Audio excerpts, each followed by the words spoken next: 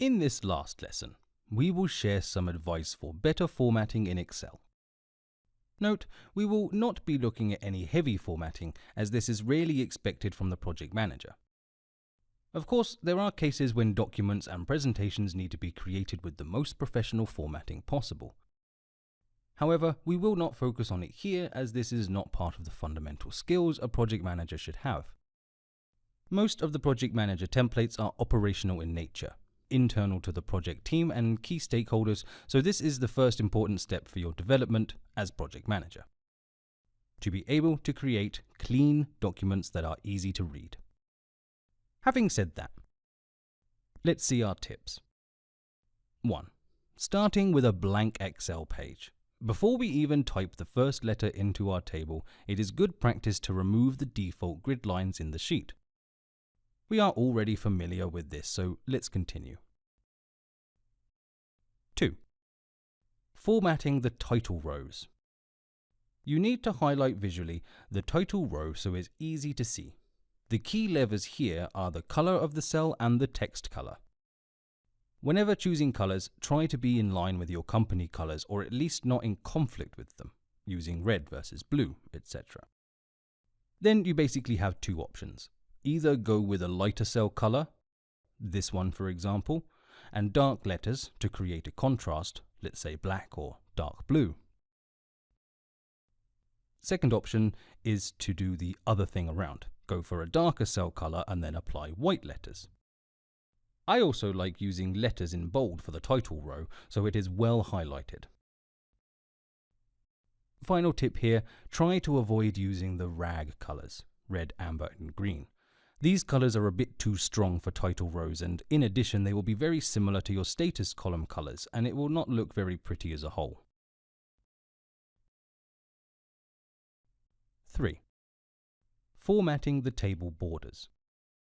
It is good to have some kind of borders. The easiest thing to do is select the table and then select the All Borders option. Alternatively, you can select the space and change the color from white to no fill. The default Excel grid lines appear. Another option is to use only the horizontal borders. To do that, we select the first row and add a bottom border from the Borders menu. Then we select this entire row and click on the Format Painter. This function copies only the cells formatting, the way they look. Finally, we select the remaining part of the table for which we want to adopt the given formatting. Excel applies the same formatting to the rest. Great, thanks Excel. 4. Text alignment. We need to think how to position the text in each cell. This usually is either to the left or in the middle. We easily do that by clicking on a column and choosing from the Home tab the alignment. But how do we choose the alignment for the various contents? Our tip is the following.